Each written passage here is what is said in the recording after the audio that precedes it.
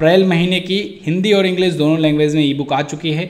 अगर आप चाहते हो 100% कवरेज अप्रैल महीने से तो आप इस ई बुक को परचेज कर सकते हो। ऐसे ही बाकी महीनों की भी ई बुक प्राप्त कर सकते हो MZT ऐप पर जाकर के।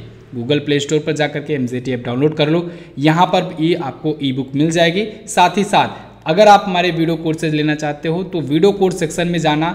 अभी इस टाइम पर NTPC, लेखपाल और ग्रामीण प्रवेश इन तीनों बैच पर चल रहा है भयंकर डिस्काउंट ऑफर।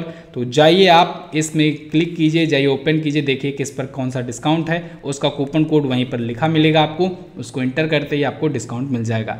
फिर भी अगर कोई डाउट है तो आप जहां पर जगह जगह पर व्हाट्सएप का आइकॉन बना है उसको क्लिक कीजिए और पहुंच जाएंगे व्हाट्सएप पर और अपनी जो भी डाउट्स है उसको क्लियर कर पाएंगे। आज हम लोग बात करेंगे बैंकों के बारे में। बैंकों में आज हम लोग देखेंगे गवर्नमेंट बैंक। गवर्नमेंट बैंक कितने टाइप से होती हैं, कब ये गवर्नमेंट बैंक घोषित की जाती है, कैसे जानेंगे कि कौन सी बैंक गवर्नमेंट बैंक है, ये सारा कुछ जानेंगे।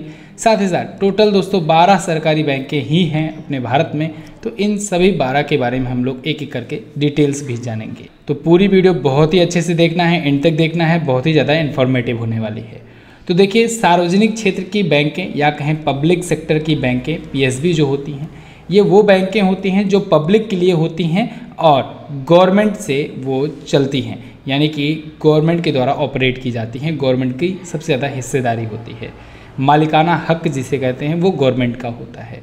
अब कोई बैंक सरकारी बैंक है या गवर्नमेंट का उसका मालिकाना हक है, ये कैसे पता करेंगे?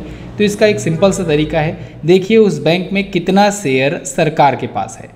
अगर दोस्तों कोई भी बैंक हो, कोई भी बैंक क्या कोई भी कंपनी हो, अगर उसमें 50% से ज़्यादा शेयर, इससे ज़्यादा शेयर अगर दोस्तों गवर्नमेंट का है तो यानी कि वो फर्म जो है, वो बैंक जो है वो गवर्नमेंट की है।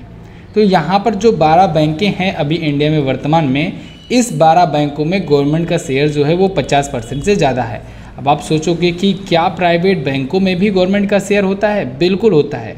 गवर्नमेंट भी शेयर्स खरीदती है, बेचती है, इन्वेस्टमेंट करती है बाकी कंपनियों में भी।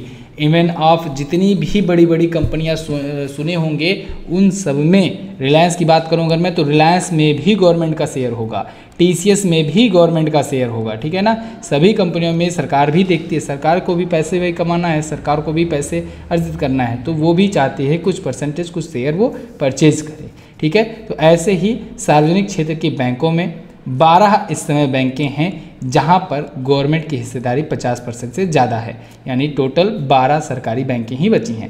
पहले और भी हुआ करती थी, लेकिन और भी हुआ करती तो थी, लेकिन अभी 2020 में 10 बड़ी बैंकों का विलय किया गया। 10 बड़ी बैंकों का विलय करके 4 बड़ी बैंकों में किया गया, तो वो 10 घट गई, अब 4 में आ गई, तो इस वजह से 12 बची हुई हैं। बहरहाल इस पर मैंने वीडियो आपको दी हुई थी, आप उसको भी देख पाएंगे, लेकिन यहाँ पर भी मैं आपको पूरा डिटेल बता रहा हूँ। तो देखिए, जब सार्वजनिक क्षेत्र की जो बैंकें हैं उसमें जो सबसे बड़ी बैंक है वो है SBI यानी स्टेट बैंक ऑफ इंडिया। ये भारत की सबसे बड़ी बैंक है। अब देखो सबसे बड़ी बैंक है, लेकिन गवर्नमेंट में ओवरऑल बात करेंगे तो HDFC है वैल्यूएशन के मामले में। यहाँ पर हम लोग स्टेट बैंक ऑफ इंडिया की देखेंगे। तो यहाँ पर देखो आपके मन में आएगा डाउट कि क्या RBI नहीं हो सकता है? रिजर्व बैंक ऑफ इंडिया वो तो भाई SBI से भी बड़ा है, वो खुद ही नोट छापता है, तो वो क्यों नहीं बड़ा है? वो बड़ा है, लेकिन वो पब्लिक सेक्टर की बैंक नहीं है, ठीक है, वो PSB नहीं है। यानी उस बैंक में हम लोग डायरेक्टली अपना अकाउंट नहीं ओपन कर सकते हैं, हम लोग उसमें से पैसा नहीं निकाल सकते हैं, पैसा नहीं जमा कर सकते हैं। तो उसमें क्या करेगा? वो बैंकों का बैंक है, बैंकें जो होती हैं उसमें वो अपना पैसा जमा करती हैं और निकालती हैं। वो बैंकों का बैंक है या सेंट्रल बैंक ऑफ इंडिया है, ठीक है ना। तो एक प्रकार से समझो कि RBI जो है वो पब्लिक सेक्टर का बैंक नहीं है, इस वजह से यहाँ पर हम लोग उसे शामिल नहीं करेंगे। RBI जो है वो एक बैंकों का बैंक है, वो पब्लिक सेक्टर के लिए नहीं, यानी सार्वजनिक क्षेत्र के लिए नहीं है। समझ में आया आपको ये बात? चलिए, यहाँ पर पब्लिक सेक्टर बैंकों में 12 बैंकें हैं। तो सबसे बड़ी SBI, 1955 में 1 जुलाई को इसकी स्थापना हुई थी। 1 जुलाई को SBI स्थापना दिवस भी इसीलिए मनाया जाता है। अच्छा, जब ये स्थापना हुई थी एक्चुअली में कई बड़ी बैंकों को एक साथ मर्ज करके स्टेट बैंक ऑफ इंडिया बनाया गया था और इंपीरियल बैंक ऑफ इंडिया हुआ करता था। तो इंपीरियल बैंक ऑफ इंडिया का नाम बदल करके SBI कर दिया गया और कुछ और बैंकों के इसमें मिला लिया गया 1955 में, तो ये हो गई SBI। Imperial bank of India 1921 में बनी थी। जब इंपीरियल बैंक ऑफ इंडिया बनी थी उसमें bank of Madras, bank of Chennai, bank of Madras, bank of Kolkata और बैंक ऑफ बॉम्बे, ये तीनों को एक साथ मर्ज करके यहाँ पर 1921 में इंपीरियल बैंक ऑफ इंडिया बनाया गया था। यही 1955 में जा करके बन गई SBI। समझ में आ रहा है। मुंबई में हेडक्वार्टर है, दिनेश कुमार खारा जी इसके अध्यक्ष हैं। क्लियर। अगला देखते हैं। दूसरी जो बैंक है वो है Punjab national bank. Punjab national bank देखो 1894 में स्थापित हुई थी। ये भारतीयों द्वारा पूर्णतया भारत में स्थापित ये पहली बैंक बनी थी भारत की। ध्यान रखिएगा, भारत में स्थापित पहली बैंक ऑफ हिंदुस्तान, भारतीयों द्वारा स्थापित, लेकिन उसमें भी अंग्रेजों का ही आधिपत्य था, तो वो था अवध कॉमर्शियल बैंक, भारत में स्थापित। ठीक है, पूर्णतः चली। इसके बाद पूरी तरह भारतीयों द्वारा स्थापित और पूरी तरह भारतीयों द्वारा ही संचालित ये बैंक थी पंजाब नेशनल बैंक। लाहौर में इसकी स्थापना हुई थी, वहाँ पर इसका पहले हेडक्वार्टर था, आगे नई दिल्ली में हेडक्वार्टर बनाया गया। ठीक है, पंजाब नेशनल बैंक का 1894 में स्थापित हुआ था और लाला लाजपत राय और उनके साथियों ने मिलकर के स्थापित किया था।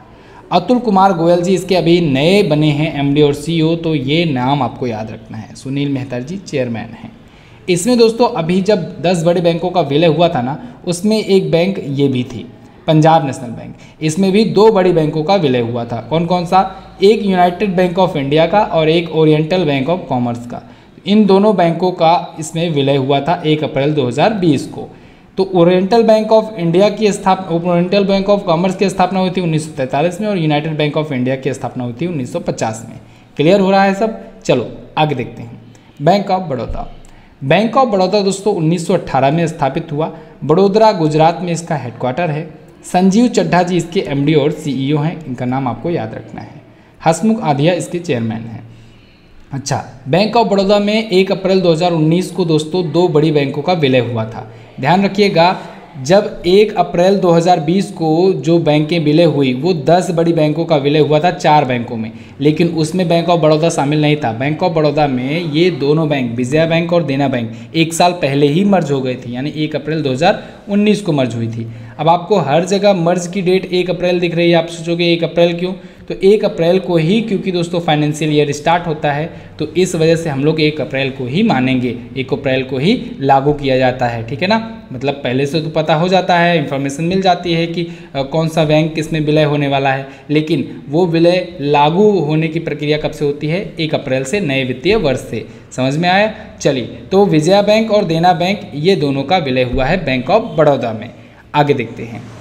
केनरा बैंक। केनरा बैंक दोस्तों 1906 में स्थापित हुआ था। बेंगलुरु में, कर्नाटक में इसका हेडक्वार्टर है और लिंगम वेंकट प्रभाकर इसके MD और CEO हैं। इसमें भी बैंकों का विलय हुआ था। इसमें सिंडिकेट बैंक का विलय हुआ था। 10 बड़ी बैंकों के विलय में ये भी शामिल था। 1 अप्रैल 2020 को सिंडिकेट बैंक केनरा बैंक से मर्ज हुआ। अगला, union bank of India. Union bank of India की स्थापना 1919 को हुई। मुंबई में इसका हेडक्वार्टर है और राज किरण रॉय जी ये हैं इसके वर्तमान में MD और CEO। Union bank of India में दोस्तों आंध्रा बैंक और कॉरपोरेशन बैंक का विलय हुआ। कब? 1 अप्रैल 2020 को, यानी 10 बड़े बैंकों के विलय में ये भी शामिल था। तो आंध्रा बैंक, कॉरपोरेशन बैंक अब मिलकर के यूनियन बैंक ऑफ इंडिया हो गए। अगला देखते हैं, bank of India. Bank of India की स्थापना दोस्तों 1906 में हुई थी। मुंबई में हेडक्वार्टर है। अतनु कुमार दास जी इसके वर्तमान में MD और CEO हैं। क्लियर। अगला, इंडियन बैंक। इंडियन बैंक में दोस्तों इलाहाबाद बैंक का मर्ज हुआ 1907 में स्थापित हुआ था। चेन्नई में इसका हेडक्वार्टर है। शांतिलाल जैन इसके नए बने हैं MD और CEO। इनका नाम आपको याद रखना है। 1 अप्रैल 2020 को इसमें भी विलय हुआ था। विलय की प्रक्रिया में ये भी बैंक शामिल था। इलाहाबाद बैंक का इसमें विलय हुआ। इलाहाबाद बैंक दोस्तों काफ़ी पुरानी बैंक थी, 1865 में स्थापित हुई थी, लेकिन अब इंडियन बैंक में मर्ज हो गई है। अगला, सेंट्रल बैंक ऑफ इंडिया, जिसे शॉर्ट फॉर्म में CBI भी कहा जाता है और कभी कभी गलती से लोग CBI के फुल फॉर्म में सेंट्रल बैंक ऑफ इंडिया बता देते हैं, जो कि गलत है, क्योंकि वो जो है वो सेंट्रल ब्यूरो ऑफ इन्वेस्टिगेशन, वो दूसरी संस्था है। यहाँ पर बैंक की बात कर रहे हैं। सेंट्रल बैंक ऑफ इंडिया 1911 में स्थापित हुई थी। मुंबई में हेडक्वार्टर है। इसके MD और CEO हैं मतम वेंकटा राव। कौन है? मतम वेंकटा राव। और इसके नॉन एग्जीक्यूटिव चेयरमैन हैं टप्पन रॉय। तो सेंट्रल बैंक ऑफ इंडिया आप याद रखेंगे, इसका लोगो है, सिंबल है। अगला, Indian overseas bank. Indian overseas bank दोस्तों अभी एक टाइम के लिए second largest bank of India बन गई थी, लेकिन ये फिर से अभी डाउन हुई है। सेकेंड लार्जेस्ट वैल्यूएशन के मामले में आ गया था, यानी एसबीआई के बाद दूसरी सबसे बड़ी सरकारी बैंक ये बन गई थी कुछ टाइम के लिए। ठीक है, 1937 में इसकी स्थापना हुई, चेन्नई में हेडक्वार्टर है और पार्थ प्रतिम सेन गुप्ता जी इसके वर्तमान में एमडी और सीईओ हैं। नाम याद रखना है, इंपॉर्टेंट है, पार्थ प्रतिम सेन गुप्ता। ओके, इसकी टैगलाइन है good people to grow with. अगला यूको बैंक। यूको बैंक दोस्तों कोलकाता पश्चिम बंगाल में इसका हेडक्वार्टर है, 1943 में स्थापित हुई। यूको बैंक ऐसा लगता है जैसे अभी नई बैंक आई हुई होगी, लेकिन काफ़ी पुरानी बैंक है, 1943 में स्थापित हुई थी। सोमा शंकर प्रसाद जी इसके एमडी और सीईओ हैं और ऑनर्स योर ट्रस्ट, ये है इसकी टैगलाइन। यूको बैंक इम्पॉर्टेंट है। अगला bank of Maharashtra. Bank of Maharashtra दोस्तों जैसे नाम से लगता है देख करके कि ये कोई महाराष्ट्र स्टेट की बैंक होगी, नहीं, ये भारत सरकार की बैंक है। बैंक ऑफ महाराष्ट्र दोस्तों ये पुणे में स्थित है, इसका हेडक्वार्टर। एएस राजीव जी इसके एमडी और सीईओ हैं बैंक ऑफ महाराष्ट्र के। जब ये स्थापित हुई थी 1935 में, तब एक्चुअली में दोस्तों महाराष्ट्र और गुजरात दोनों एक ही हुआ करते थे। आपको पता होगा 1 मई 1960 को ये अलग हुआ और गुजरात और महाराष्ट्र जब अलग हुआ तब से महाराष्ट्र अलग राज्य बना, गुजरात अलग राज्य बना। ठीक है, अगला Punjab and Sind Bank. Punjab and Sind Bank की स्थापना 1908 में हुई थी, नई दिल्ली में इसका हेडक्वार्टर है और एस कृष्णन जी इसके एमडी और सीईओ हैं पंजाब एंड सिंध बैंक का। ओके, इसके एग्जीक्यूटिव डायरेक्टर हैं श्री कोगलेगल वी राघवेंद्र, डॉक्टर रामजस यादव, और इन सबको याद करना नहीं होता है क्योंकि बोर्ड ऑफ डायरेक्टर्स में कई लोग शामिल होते हैं। आपको जो मैनेजिंग डायरेक्टर और चीफ एग्जीक्यूटिव ऑफिसर्स हैं उन्हीं के नाम याद रखना है। तो S Krishnan ji Punjab and Sind Bank के हैं एमडी और सीईओ। क्लियर बिल्कुल। तो ये तो थी टोटल 12 बैंकें, टोटल 12 ही सरकारी बैंकें हैं अभी वर्तमान में जब मैं ये वीडियो रिकॉर्ड कर रहा हूँ। आगे आने वाले टाइम में भी सुनाई पड़ रहा है कुछ बैंकें मर्ज होंगी, लेकिन अभी उसमें प्रोसेस लगेगा और इस फाइनेंशियल ईयर में तो नहीं होगा, क्योंकि अगर इस फाइनेंशियल ईयर में होना होता तो 1 अप्रैल से लागू होता। तो अब से अगर सुगबुगाहट चलेगी, इस पर चर्चा चलेगी, तो जो भी विलय होना होगा वो अगले फाइनेंशियल ईयर से लागू होगा, यानी 1 अप्रैल 2023 से लागू होगा। तो उसे अभी आपको ध्यान में रखने की ज़रूरत नहीं है। फिलहाल कैसी लगी है वीडियो आप लोग कमेंट करके हमें जरूर बताइएगा।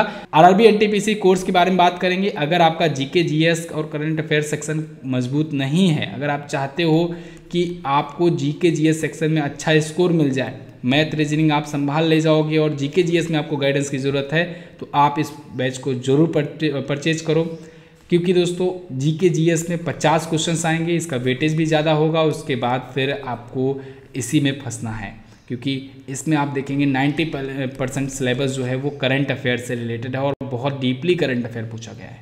तो ऐसे में पूरा का पूरा अच्छे तरीके से डिटेल एक्सप्लेनेशन के साथ हर एक चैप्टर बाय चैप्टर और जो भी मतलब बिल्कुल टू द पॉइंट होता है सिलेबस के अकॉर्डिंग, वो चीज़ें यहाँ पर बताई गई। आप जाओ चेक करो, देखो इस बैच में क्या डिस्काउंट चल रहा है। MZT ऐप आप डाउनलोड करो गूगल प्ले स्टोर से और जा करके आप वीडियो कोर्स सेक्शन में जाओगे तो वहाँ पर ये मिल जाएगा सबसे ऊपर ही। परचेज करो आप, कोई डाउट है कोई प्रॉब्लम है तो आप व्हाट्सएप करके पता कर सकते हो। चलिए बस फिलहाल इतना ही रखते हैं वीडियो में। वीडियो को एंड तक देखने के लिए बहुत बहुत धन्यवाद। मिलेंगे अगली वीडियो में, तब तक के लिए नमस्कार, जय हिंद, वंदे मातरम।